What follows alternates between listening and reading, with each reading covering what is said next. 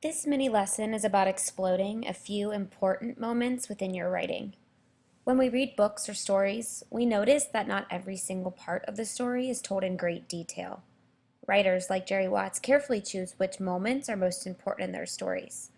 They then have to take these moments to the next level by creating a mental picture in their reader's mind.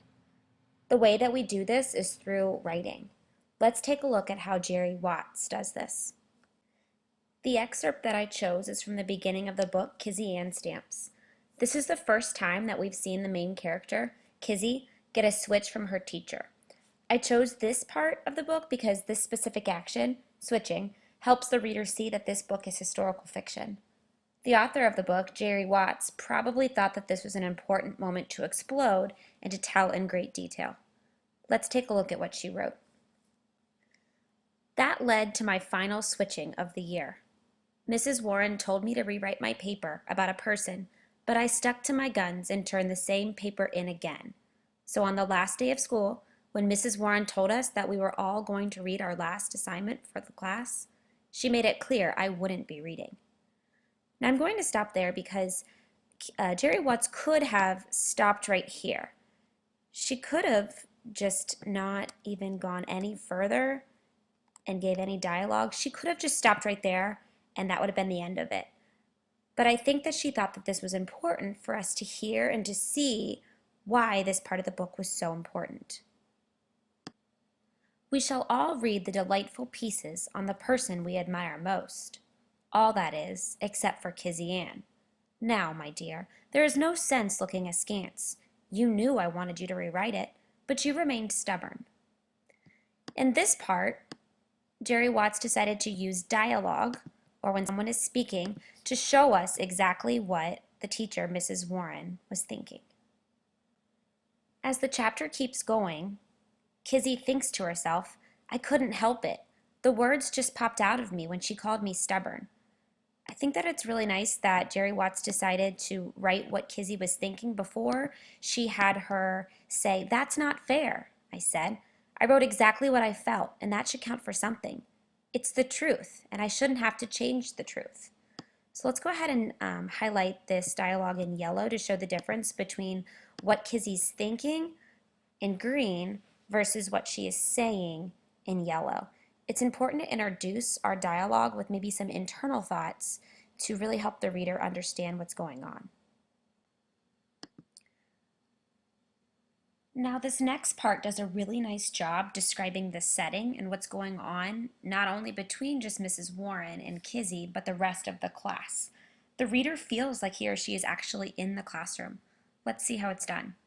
It says, the hush that spread was thick as my granny's apple butter heaped on a biscuit. I love that description, that use of figurative language, describing quiet to being really thick. It's a good description. And then the look from Mrs. Warren was one that scraped the hush down to an unnatural quiet. I love these vivid verbs that are being used. They do a really nice job of making the writing really rich. And then notice that we go back to dialogue once again. It says, a switch, if you please, she said. When Mrs. Warren gets all ladylike in speech, you know things are bad. So let's go ahead and highlight that this is dialogue. This is Mrs. Warren speaking, and it's interesting that Kizzy Ann is talking about the way that she's speaking. She says, when Mrs. Warren gets all ladylike in speech, you know things are bad. So this also does a really nice job of describing what kind of character Mrs. Warren is, and just in the ways that she speaks to her students. And the last line says, still, I tell you, I didn't feel the switch that day because I knew I was right. This part is just one more line that kind of tells us that Kizzy thinks that she's right. And it's just a nice little one-liner that just confirms that. Now let's take a look at what you noticed about the excerpt that I pulled from Kizzy Ann Stamps.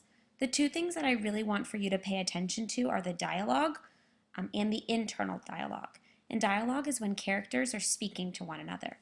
You see in this excerpt that Kizzy and her teacher, Mrs. Warren, are speaking to one another, and those are highlighted in yellow. And then the internal dialogue is the thinking that's going on. and that's highlighted in green.